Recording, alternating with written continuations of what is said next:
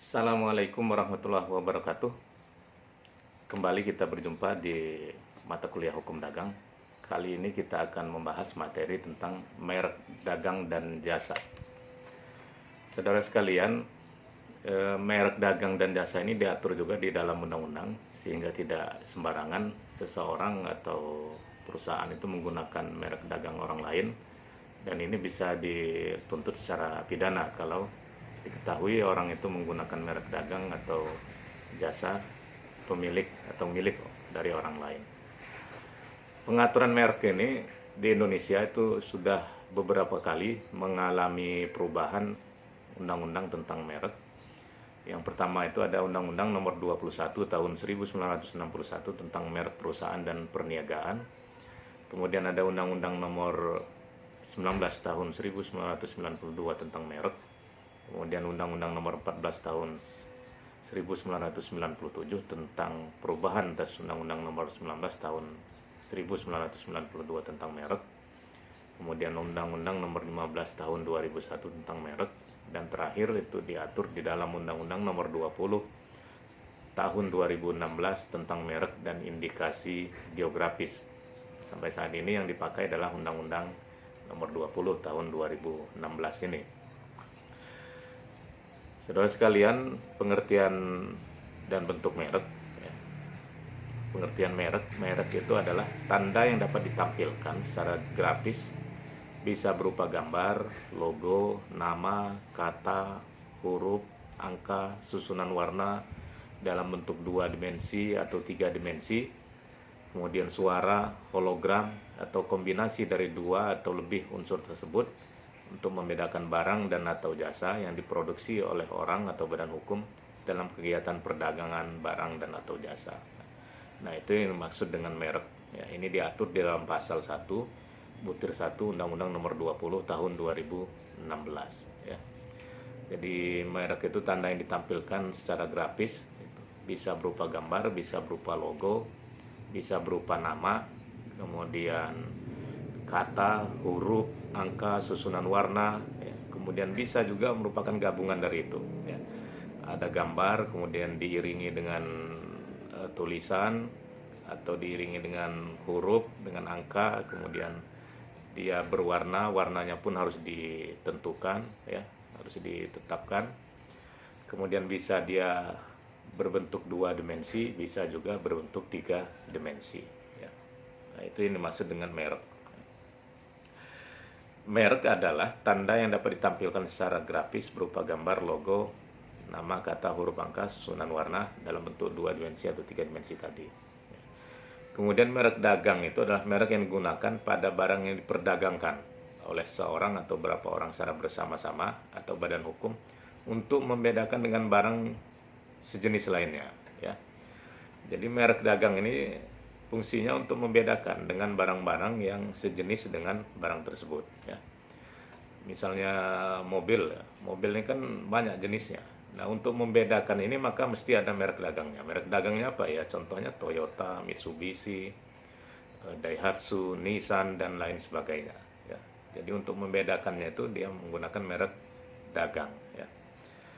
Sedangkan merek jasa itu adalah merek yang digunakan pada jasa yang diperdagangkan oleh seorang atau beberapa orang secara bersama-sama atau badan hukum untuk membedakan dengan jasa sejenis lainnya. Ya, ini sama dengan barang. Ya, jasa ini juga mesti ada mereknya. Ya. Misalnya jasa angkutan presiden, misalnya. Kemudian jasa angkutan Bluebird.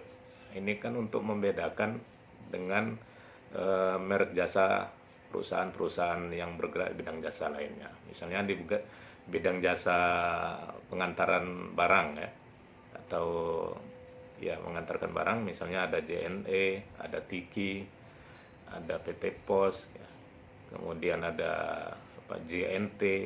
Nah, ini merek-merek jasa yang digunakan untuk memperdagangkan jasa, ya. Jasa dalam pengiriman paket atau barang, ya. Itu menggunakan merek sendiri juga. Ya. Selanjutnya ada istilah indikasi geografis.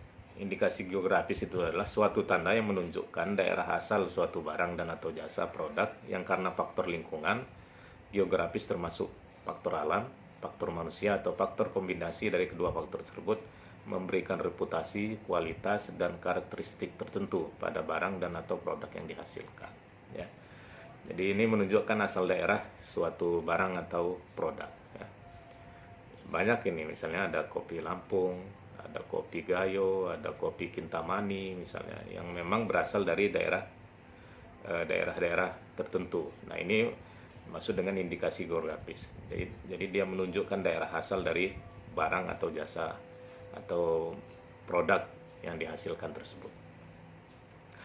Hak atas indikasi geografis adalah hak eksklusif yang diberikan oleh negara kepada pemegang hak indikasi geografis yang terdaftar selama reputasi, kualitas, dan karakteristik yang menjadi dasar diberikannya perlindungan atas indikasi geografis tersebut masih ada. Ya. Jadi haknya ada yang diberikan oleh pemerintah ya, kepada pemegang indikasi geografis tersebut selama indikasi geografisnya masih ada. Tapi kalau dia sudah tidak ada lagi, tidak punya ciri khas lagi, ya, sudah sama dengan daerah lain, ya, maka dia secara otomatis nanti akan hilang, ya, tidak ada perlindungan lagi indikasi geografisnya. Kemudian merek yang dilindungi ya merek yang tadi itu ya bisa berupa gambar, bisa berupa logo, bisa berupa huruf, angka, kemudian bisa berbentuk 2 dimensi, bisa berbentuk 3 dimensi, ya. Kemudian hak atas merek itu diperoleh setelah merek tersebut terdaftar. Jadi kita punya hak atas sebuah merek. Itu bisa kita peroleh setelah kita daftarkan dulu ya ke Dirjen Haki, ya, hak kekayaan intelektual, hak atas kekayaan intelektual di Kementerian Hukum dan HAM. Ya. Setelah kita daftarkan ya, dan keluar sertifikatnya, maka kita baru memperoleh hak dari merek tersebut. Ya. Jadi sebelum kita daftarkan ya masih bukan milik kita atau bahkan mungkin milik orang lain merek tersebut. Merek itu bisa tidak dapat didaftarkan ya, apabila yang pertama bertentangan dengan ideologi negara, peraturan perundang-undangan, moralitas, agama, kesusilaan atau ketertiban umum. Ya. Jadi merek apa saja itu bisa didaftarkan sepanjang dia tidak bertentangan dengan ideologi negara. Ya. Ya, yang bertentangan dengan ideologi negara kita kan Pancasila. Nah, kalau merek itu bertentangan dengan Pancasila, maka dia tidak bisa didaftarkan. Ya. Misalnya menggunakan merek komunis, atau bisa menggunakan merek-merek lain yang memang bertentangan dengan ideologi kita yaitu Pancasila. Kemudian bertentangan dengan peraturan perundang-undangan, itu juga tidak boleh. Ya. Kalau di undang-undang mengatur bahwa tidak boleh menggunakan merek tersebut, maka tidak boleh ya. Kemudian bertentangan dengan moralitas ya. Merek juga tidak boleh bertentangan dengan moralitas bangsa, dengan moralitas kita ya. Kemudian bertentangan dengan agama juga tidak boleh, dengan kesusilaan atau ketertiban umum. Sama dengan berkaitan dengan atau hanya menyebut barang atau jasa yang dimohonkan pendaftarannya ya. Jadi yang sama dengan orang lain atau dengan punya kaitan dengan orang lain atau merek lain, atau hanya menyebutkan barang dan atau jasa yang memohonkan pendaftaran juga tidak boleh ya. Selanjutnya, memuat unsur yang dapat menyesatkan masyarakat tentang asal, kualitas, jenis, ukuran, macam, tujuan penggunaan barang dan atau jasa yang dimohonkan pendaftarannya, atau merupakan nama varietas tanaman yang dilindungi untuk barang dan atau jasa yang sejenis ya. Jadi kalau merek barang atau jasa itu bisa menyesatkan masyarakat ya, sehingga masyarakat menjadi bingung, ini merek apa, ini merek baju atau merek celana misalnya, atau ini merek makanan, maka itu juga tidak boleh untuk didaftarkan. Selanjutnya, memuat keterangan yang tidak sesuai dengan kualitas, manfaat atau khasiat dari barang dan atau jasa yang diproduksi ya. Jadi yang tidak sesuai dengan kualitas ya. Jadi kalau kualitasnya tidak bagus kemudian dia bilang bagus, mereknya bagus dan sebagainya, itu juga tidak boleh. Tidak memiliki daya pembeda dan atau merupakan nama umum dan atau lambang milik umum ya. Jadi tidak berbeda dengan milik umum merek itu ya. Kemudian menggunakan nama umum juga tidak boleh ya. Tidak boleh didaftarkan. Selanjutnya, permohonan pendaftaran merek itu bisa ditolak jika merek tersebut mempunyai persamaan pada pokoknya atau keseluruhannya ya. Jadi dia bisa ditolak kalau dia ada yang sama pada pokoknya ya, ada sebagian yang sama atau lebih atau bahkan keseluruhannya ya. merek terdaftar milik pihak lain atau dimohonkan lebih dahulu oleh pihak lain untuk barang dan atau jasa sejenis ya. Jadi bisa ditolak merek kita itu kalau dia ada persamaan dengan merek milik orang lain yang sudah dimohonkan pendaftarannya terlebih dahulu ya. Misalnya kemarin orang mendaftarkan merek sepatu ya, merek sepatu A B misalnya. Nah, tiba-tiba hari ini kita mendaftarkan juga dengan merek sepatu yang sama, maka akan ditolak karena sudah ada yang mendaftarkan terlebih dahulu. Kemudian dia ada persamaan dengan merek tersebut. Kemudian mempunyai persamaan dengan merek terkenal milik pihak lain untuk barang atau jasa sejenis ya. Jadi sudah ada merek yang terkenal lain, kemudian kita tiba-tiba mendaftarkan dengan merek yang sama, dengan produk yang sama, maka itu juga akan ditolak pendaftarannya. Kemudian merek terkenal milik pihak lain untuk barang dan atau jasa tidak sejenis yang memenuhi persyaratan tertentu atau indikasi geografis terdaftar ya. Jadi walaupun dia tidak sama jenis barangnya, tapi mereknya sudah digunakan oleh pihak lain dan merek itu terkenal, maka juga tidak boleh ya. Seperti merek-merek mobil itu tidak boleh kita gunakan untuk didaftarkan untuk produk-produk lain, misalnya produk makanan dengan merek Toyota, produk pakaian dengan merek Toyota atau Mitsubishi misalnya, itu tidak boleh ya, karena dia sudah dimiliki oleh orang lain dan merek itu cukup terkenal. Selanjutnya permohonan ditolak jika merek tersebut juga merupakan menyerupai nama atau singkatan nama orang terkenal, foto atau nama badan hukum yang dimiliki orang lain kecuali atas persetujuan tertulis dari yang berhak ya. Jadi menggunakan foto orang lain, foto orang yang terkenal, kemudian menyerupai singkatan nama orang yang terkenal juga tidak boleh didaftarkan ya.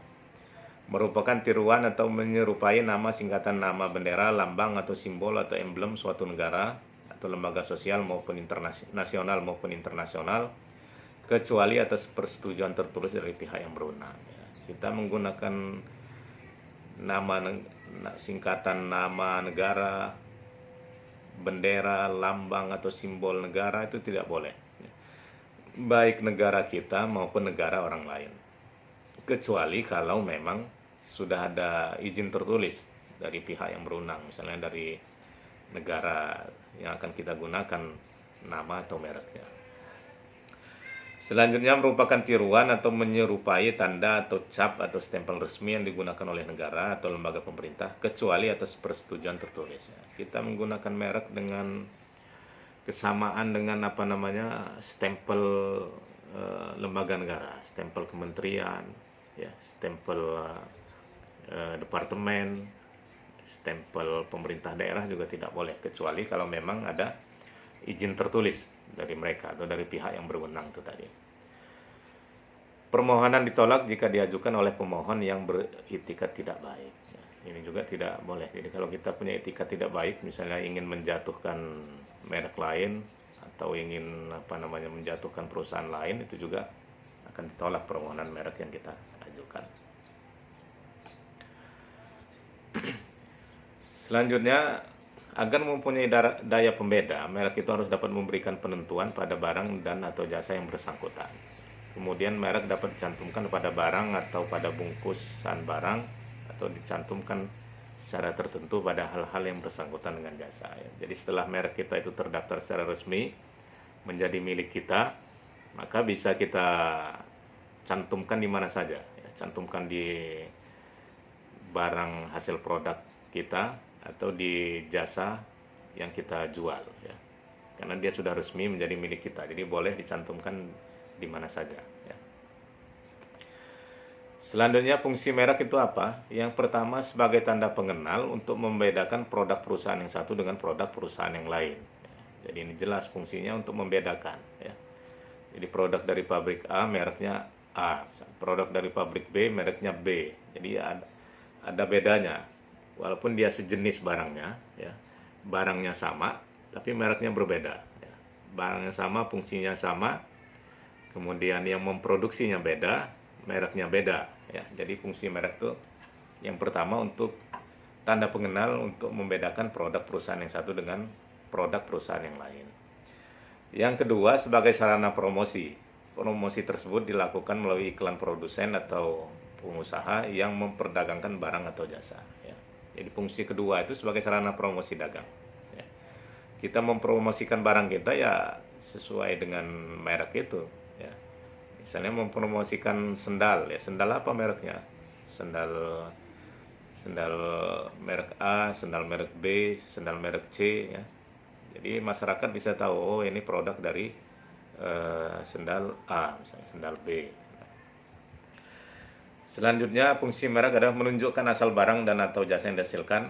Merek merupakan tanda pengenal asal barang atau jasa yang menghubungkan barang atau jasa dengan produsen atau antara barang atau jasa dengan daerah negara asal. Ya. Ini juga bisa menjadi penunjuk asal barang. Ya. Apakah barang itu dari Indonesia, dari Malaysia, atau dari negara-negara lain. Ya, dengan adanya merek itu kita bisa tahu. Ya. Misalnya merek Samsung, kita tahu ini dari Korea. Ya. Misalnya merek mobil Wuling, nah, ini kita tahu ini merek mobil ini dari Cina. Ya. Mobil Mitsubishi, ini dari Jepang. Ya. Mobil SMK, ini dari Indonesia. Ya. Jadi untuk membedakan asal negaranya. Nah, jenis-jenis merek itu ada merek dagang dan merek jasa. Itu sudah jelaskan pertama tadi. Ya. Jadi bisa digunakan untuk barang dan bisa digunakan untuk jasa. Ya. Nah, syarat pendaftaran merek, ya. Yang pertama, tanda yang punya daya pembeda. Ya. Jadi harus ada berbeda dengan merek-merek yang lain. Ya. Kemudian tidak bertentangan dengan kesusilaan, tadi sudah dijelaskan, dengan ketertiban umum. Ya. Jadi kalau ada menggunakan merek atau lukisan yang berkaitan melanggar kesopanan, menyinggung rasa keagamaan atau melanggar ketertiban umum itu juga tidak boleh. Ya. Syarat lainnya bukan menjadi milik umum. Ya. Lukisan jempol yang dikenal umum sebagai pujian sudah menjadi milik umum sehingga tidak dapat dijadikan merek. Ya. Ini juga tidak boleh. Kemudian bukan keterangan mengenai barang atau jasa yang dimintakan pendaftarannya. Ya. Lukisan jeruk untuk sirup yang mengandung rasa jeruk, lukisan kopi untuk minuman kopi tidak dapat dijadikan sebuah merek. Ya.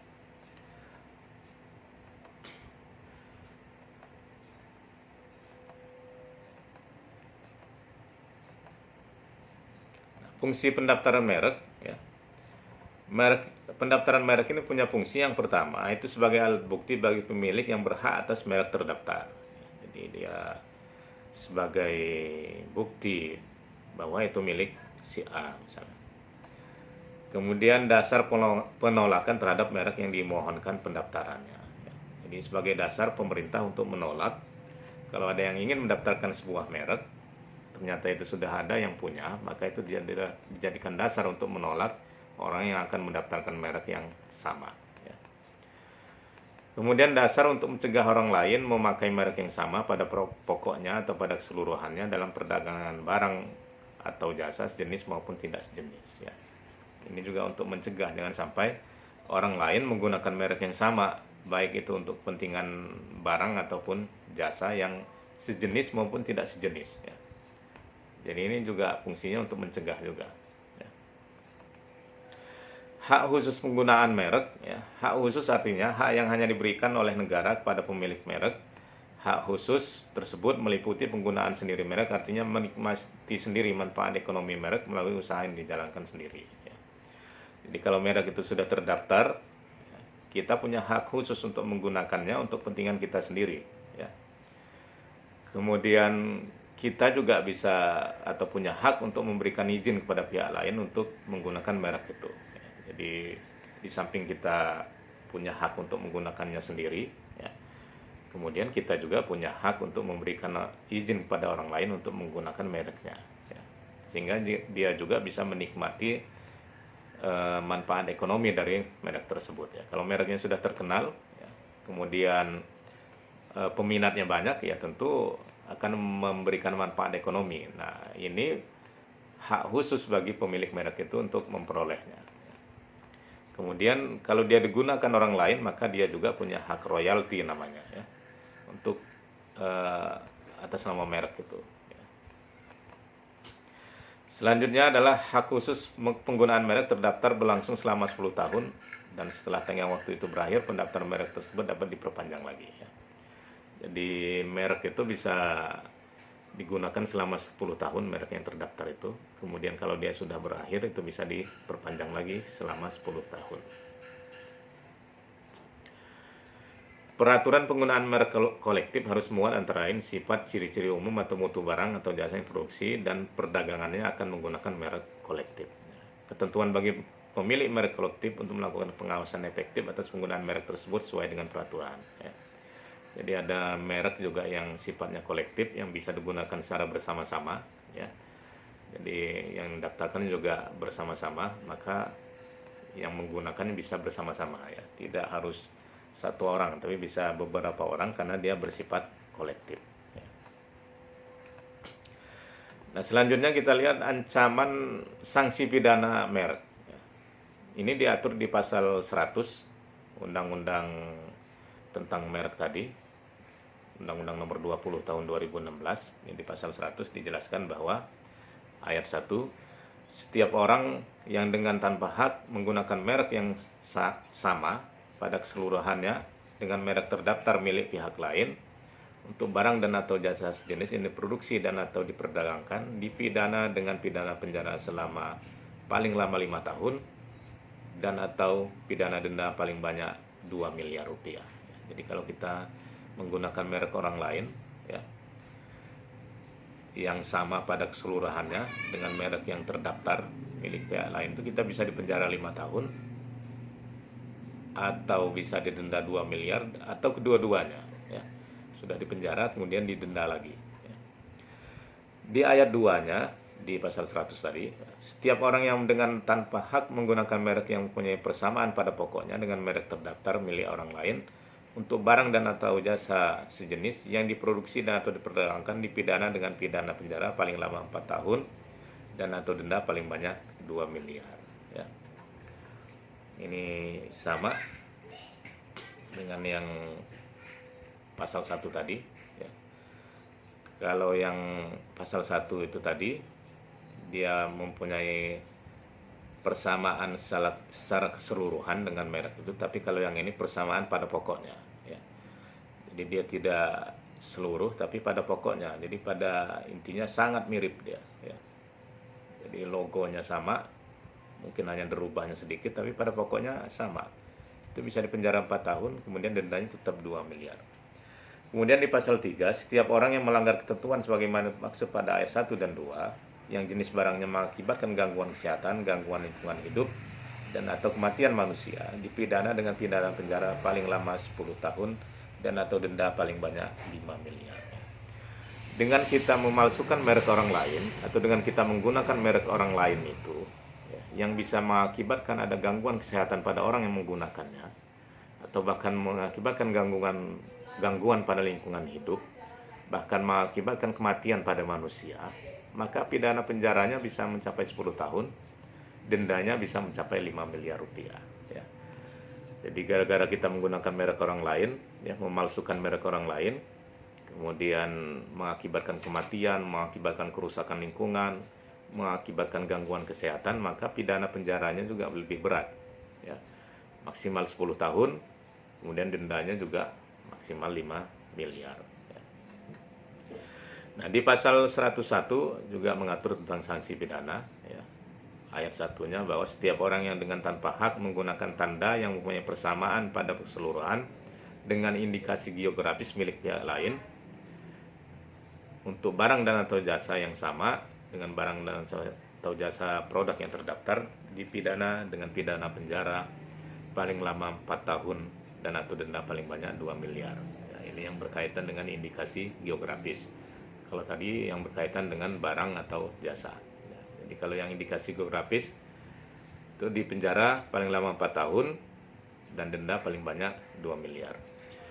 Yang kedua, setiap orang yang dengan tanpa hak menggunakan tanda yang mempunyai persamaan pada pokoknya dengan indikasi geografis milik pihak lain dan atau produk yang sama atau jenis barang dan atau produk yang terdaftar dipidana penjara dengan pidana penjara paling lama 4 tahun dan atau denda paling banyak 2 miliar. Kalau tadi persamaan keseluruhan, ini persamaan pada pokoknya. Ancamannya sama, ya. 4 tahun dan denda 2 miliar. Selanjutnya di pasal 102. Jadi setiap orang yang memperdagangkan barang dan atau jasa dan atau produk yang diketahui atau patut diduga mengetahui barang dan atau jasa atau produk tersebut merupakan hasil tindak pidana sebagaimana dimaksud dalam pasal 100 dan 101 dipidana dengan pidana kurungan paling lama 1 tahun dan denda paling banyak 200 juta, ya. Jadi karena ada orang lain yang menggunakan merek orang lain, kemudian kita ikut memperdagangkan barang itu, ya. Walaupun kita tidak ikut memalsukan merek itu, tapi kita ikut memperdagangkan produknya, produk yang palsu tadi, yang menggunakan merek orang lain tadi, itu juga bisa kena sanksi pidana, ya. Sanksi pidananya bisa 1 tahun penjara atau 1 tahun kurungan dan denda paling banyak 200 juta rupiah. Kemudian pasal 103 tindak pidana sebagaimana maksud dalam pasal 100 sampai dengan 102 merupakan delik aduan, ya. Jadi ini bisa diproses kalau ada pihak yang merasa dirugikan dengan adanya penggunaan merek tersebut, ya. Jadi kita tidak boleh sembarangan menggunakan merek orang lain, baik itu merek barang ataupun merek jasa, bahkan menggunakan indikasi geografis, baik itu secara keseluruhan maupun pada pokoknya. Itu jelas ada ancaman sanksi pidananya bagi yang menggunakan tersebut. Kemudian pendaftaran merek juga sudah jelas tadi, ada fungsinya, kemudian ada kegunaannya. Kemudian merek apa saja yang ditolak pendaftarannya oleh pemerintah itu sudah dijelaskan tadi, ya. Jadi jangan sembarangan menggunakan merek orang lain atau jangan sembarangan meniru merek yang telah terkenal atau menggunakan foto orang lain yang telah terkenal tanpa memperoleh izin dari orang tersebut. Apalagi kita menggunakan lambang negara, logo negara, atau menggunakan ideologi yang bertentangan dengan ideologi negara kita, ya, sebagai merek, maka itu juga tidak diperbolehkan. Saya kira cukup di sini dulu mata kuliah kita dengan materi tentang merek, ya. Semoga bisa bermanfaat dan kita bisa berjumpa lagi pada materi-materi selanjutnya. Terima kasih. Kalaupun ada pertanyaan bisa ditulis di komentar atau di kolom komentar pada laman YouTube saya nanti akan saya jawab pada laman YouTube juga. Terima kasih atas perhatiannya. Semoga apa yang saya sampaikan ini bisa bermanfaat. Fastabiqul khairat. Wassalamualaikum warahmatullahi wabarakatuh.